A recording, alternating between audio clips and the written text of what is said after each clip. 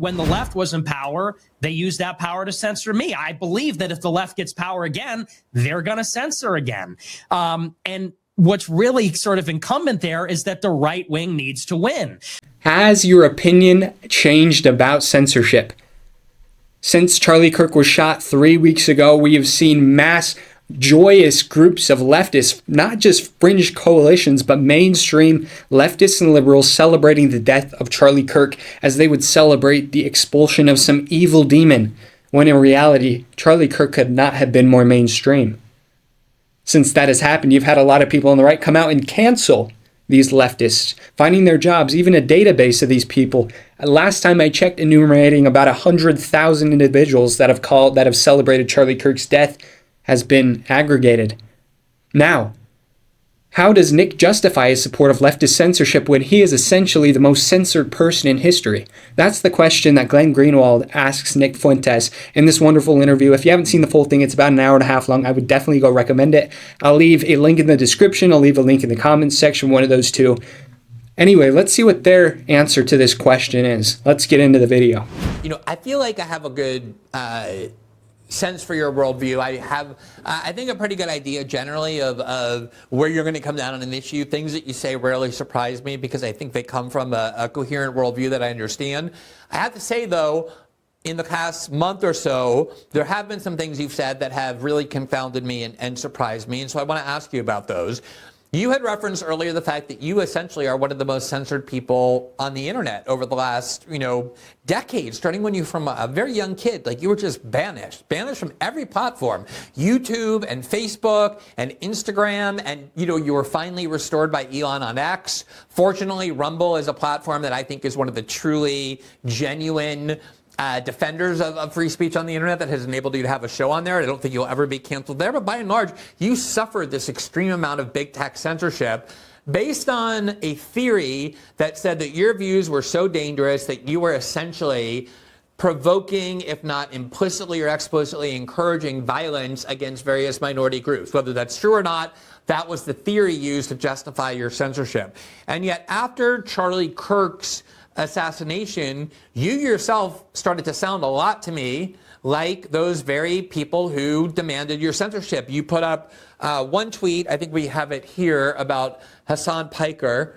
And I just want to get the exact language. Do we have this tweet? Yeah, you said, we don't know the whole story. I don't think this is the tweet. I think it's the one about Hassan Piker, where you basically called for Hassan. Yeah, you said, yeah, it was very direct. You said, quote, Hassan Piker should be banned on Twitch and then deported back to Turkey. And before our side starts to cry about hypocrisy, remember that you can't say the word retard on the platform, but you can openly incite murder against conservatives. Enough is enough. And then you'd also said, we don't really, put that other tweet back on.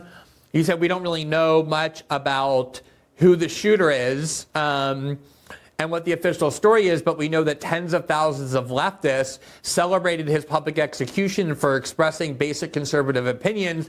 They must be held accountable regardless. So my questions are, have you changed your mind about censorship, or have you always been of the view that it's only wrong against conservatives but okay against the left? And what did you mean when you said the people who celebrated Charlie Kirk's death have to be held accountable? And what kind of accountability were you talking about? Well, my views on censorship are that I guess I just don't buy this idea that if we are in principle against censorship, then we can avoid these slippery slopes and everybody is able to participate in this public space. But that's not, in effect, actually how it works. I remain censored. And when the left was in power, they used that power to censor me. I believe that if the left gets power again, they're going to censor again. And what's really sort of incumbent there is that the right wing needs to win. So somebody like Hassan Piker, for example, he thinks I'm a Nazi. He basically is antagonizing or instigating his followers all the time. When they say things like punch Nazis, you're a Nazi, this is, in effect, greenlighting violence. And we do see this all the time. I mean, you have left-wing people that are going around shooting up churches, assassinating figures like Charlie Kirk, shooting at somebody like Donald Trump. Hassan Piker didn't even talk about me for many years because he said, we don't platform Nazis. He got me banned on Twitch. It was after I won a debate with him in 2019, I think it was. that him and Destiny ran it up the flagpole and got me kicked off the platform because I won the debate. And so, I just don't subscribe to the idea that when the right wing is in power, we're going to protect the rights of the left. Then we're going to wait for the left to get power and they're going to crush us. They're going to get us censored. They're going to get us deported, all those things. So if I were dictator of America, I would have free speech forever. But unfortunately, we are in this competition. I don't support hate speech legislation, but I do think that when the right is in power, we should take these opportunities to disempower the people that would try to suppress us in the future. I think that's just, unfortunately, the reality of power in politics. And the people who said, I'm glad to see Charlie Kirk dead because I think the world is better off without such a malicious or destructive voice. When you said they ought to be held accountable, what kind of accountability were you hoping for? That they get fired from their jobs. I think that, and I'll say there's another dimension to this too. We clearly do have a problem with political violence. There's polls out there that say 30% of liberals in Generation Z believe that political violence is legitimate. When Luigi Mangione assassinated that CEO, he was lionized as a sexual icon and a hero. Thomas Crook shot Trump and they said he should get better aim.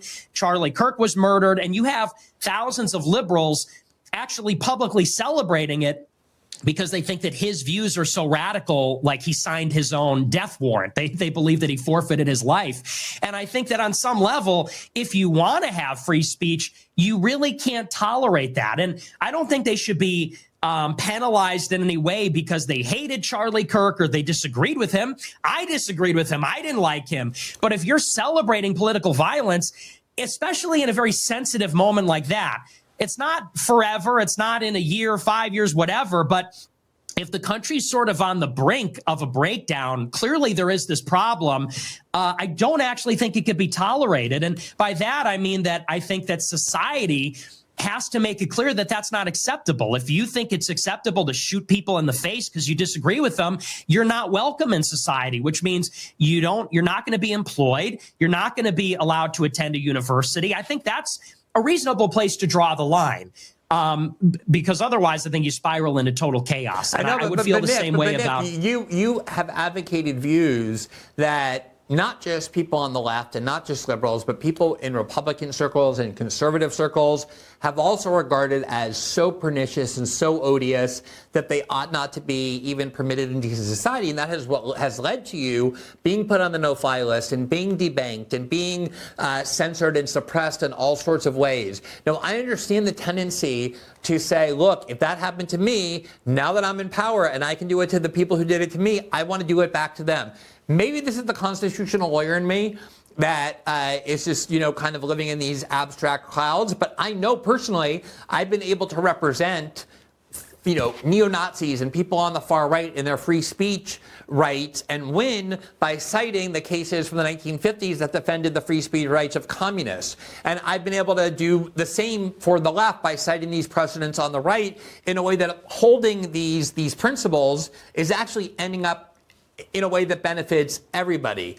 But let me just press a little bit on this violence issue, because I'll tell you the very first time that I encountered this theory that political rhetoric can generate violence in a way that ought to be held accountable was there was a spate of abortion doctors in the 1990s. I know we're roughly the same age. I don't remember it because I was too young either. Maybe you don't either. But there was 4 or 5 abortion doctors who were killed in a very short period of time, one of whom was constantly profiled on Bill O'Reilly's show as a particularly pernicious practitioner of abortion, somebody who would just do huge numbers of baby killings, including later term ones. Even though they were illegal, he thought they were immoral. People watched that show. They went and they murdered abortion doctors. People tried to blame that on Bill O'Reilly, said that his language was so incendiary that he was actually inspiring violence. And then it happened even more recently. You had this spate of massacres, this white supremacist massacre, the one in Buffalo at the supermarket where they went and murdered a bunch of black people, the Dylan Roof one in Charleston. There was a guy who went and killed a bunch of Latinos in an El Paso Walmart. And there was a very concerted liberal media Democratic Party effort to say, the Tucker Carlsons and the anti-immigrants and the people who with racist rhetoric like yourself have blood on your hands, because even though you don't advocate violence, the kind of rhetoric you're using is enough to provoke it and inspire it. Are you a little bit concerned that if you attach yourself to that theory when you can and can be effective in persecuting those on the other side, that you're strengthening those weapons to be used against you as well? No, because I don't think it's a question of whether we can draw lines. It's just, where do we draw those lines? And I think this is pretty explicit and clear, where this is actually inciting. Again, it's not saying that if you oppose a certain figure or if you disagree with a certain figure. A very high-profile figure was murdered, probably by an ideological partisan, and the same day that it happened, people are publicly celebrating in the mainstream media. They're downplaying it. To me, that's such a particular set of circumstances. I just think it's a no-brainer, and I think society sort of agreed. Even though society is pretty liberal and the institutions are pretty liberal, I think even there was a sort of mea culpa on the side of left-wing people that said, yeah, this is a little out of control. This is clearly a problem. This is kind of like a clear and present imminent danger. Because we're not saying it's rhetoric. We're saying you're literally celebrating and justifying murder. And I think that it'd be much more clear cut. Let's say, for example, after Dylan Roof shot up a church full of black people, if a bunch of like normie Republicans were on TikTok saying, let's go, that's awesome, we need more of that, you would rightfully say this is kind of dangerous. The right wing never, normies, and I don't even think the fringes of the right never did anything like that, because there have been instances of legitimate far-right political violence, and it is almost universally always condemned, with the exception of extremely marginal, anonymous elements that are few in number on the internet. This was like mainstream normies, and with the backing of the institutions that were saying more murder, more assassinations, take more shots at right-wing people. That's as clear as it gets. So I guess the disagreement is, I don't think there's any problem with drawing lines. It's just, where do you draw the lines? And this is a pretty clear-cut case where you say, and by the way, I'm not even saying there should be government censorship. I'm saying that as a society, individuals need to, and institutions need to reject this for the sake of society, for the sake of the whole, because, obviously people could see where this is headed. I mean, you encourage that, you sexualize it in some ways. Every schizophrenic is watching the reaction that Luigi Mangione and all these others got, and they're making plans. And that's sort of sick. We kind of all need to hold the line against like demonic, nihilistic evil like that.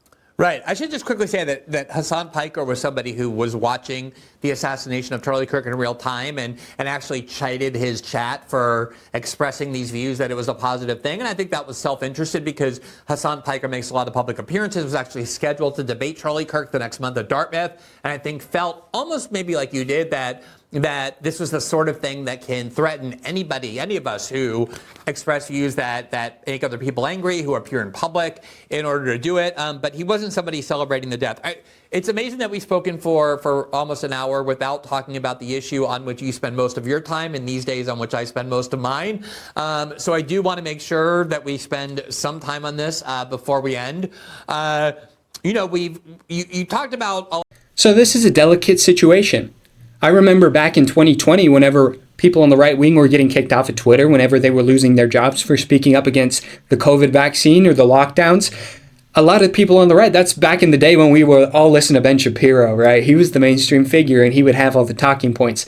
And one of the fundamental things that we could all rely on was the idea of free speech enshrined in the Constitution.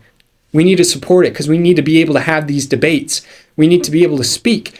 Otherwise, real information will be pushed under the rug, and misinformation or malinformation will be brought to the forefront, and the populace would be able to be manipulated, controlled, and forced to do things against their will. That's what we saw during the COVID pandemic.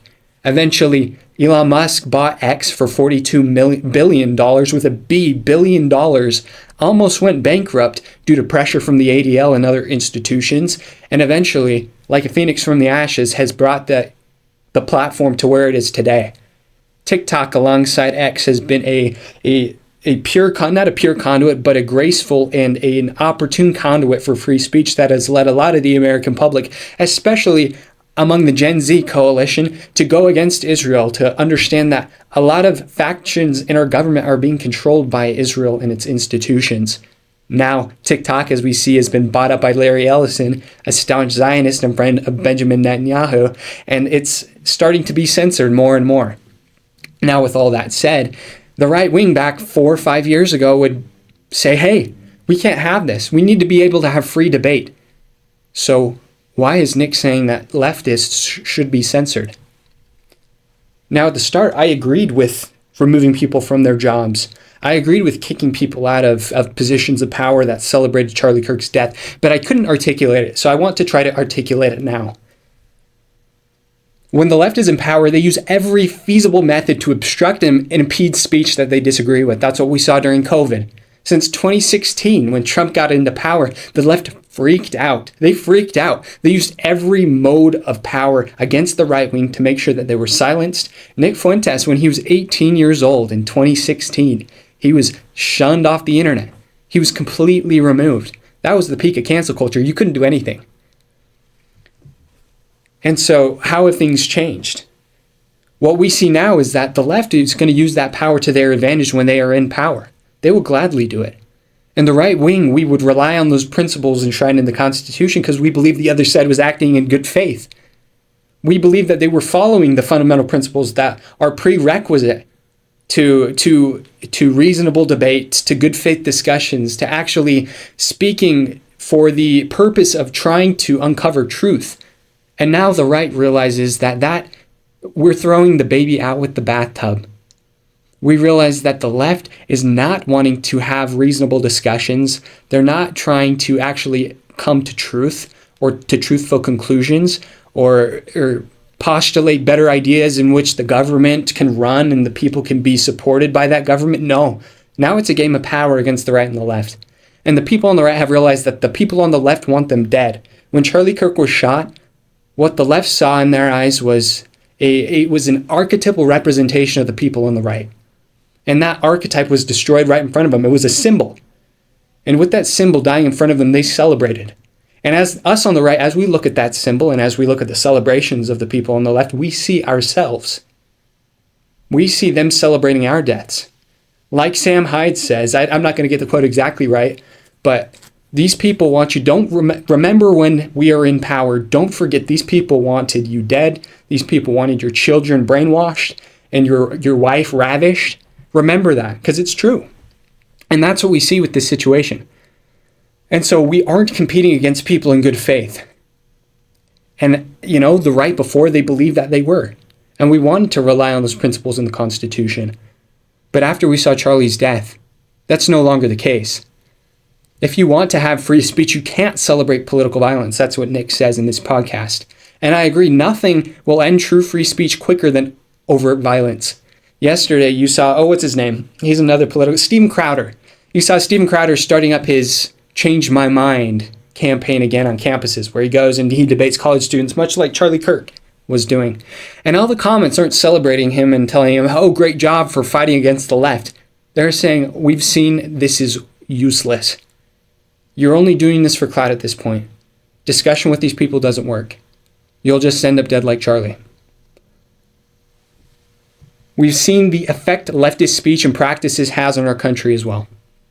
Again, if we want free speech, we need to agree on the same axiomatic principles, or seemingly axiomatic principles, things that are basic. We all want life, liberty, the pursuit of happiness. We all want a freedom of property. We all want to be able to start a family and to raise that family up in righteousness.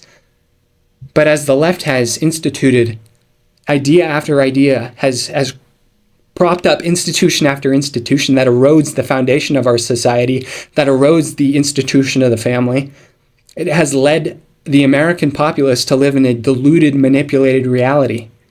And so the experiment is over. Over the past half century, we've seen many of these leftist progressive ideologies be implemented, and we see they don't work, frankly. And so why would we try them again? It's a competition. To sum it up, it's a competition. It's between the right and the left. And when you see it as that, it makes more sense. The left wants power over the right, and the right stood on its principles staunchly for years until we realized that, we're fighting an asymmetrical war. These people don't share the same principles that we do. Thus, we need to fight back. It's a competition. A line can be drawn. The question is where. As Nick says, it made sense to the right that you can't celebrate political violence. 30% of Gen Z liberals believe that political violence can be justified. If that's the case, then speech doesn't work if violence is at the forefront. It doesn't. It can't. And so I think the line has been drawn pretty clear here, and this is one of those things that we take situation by situation. People celebrating death erodes the foundation of society. People that celebrate death don't understand the significance and sanctity of life. These people are deluded. They don't understand the nature of an eternal soul. And so that's what we do. That's what we have. We have truth. We need to hold the line against evil. We understand what is right and wrong because it's enshrined in the foundations of our religion. We understand what is right and wrong because we can see and feel the presence of the Holy Ghost directing our actions. And we can look towards Scripture and the words of prophets to do so as well. And so we need to hold the line against evil. It's hard to debate some of these people, but you need to be able to understand for yourself what is true. And that takes study, that takes grit, that takes debate. You need to be able to understand what you don't understand first before you begin to understand, if that makes sense. It's the common Dunning-Kruger curve. We all know it. Anyway, that's enough of my ramblings today. I hope, a lot of this is me just postulating, thinking out loud. Like I said, I want to be able to articulate this stuff. So if you think I said anything strange or anything that doesn't make sense to you, leave a comment. Leave a like on this video if you enjoyed my analysis. If you enjoyed the clip of Nick and Glenn Greenwald, go watch the full episode below. And I'll see y'all in the next one. This has been Peter Wiggin. Adios, y'all.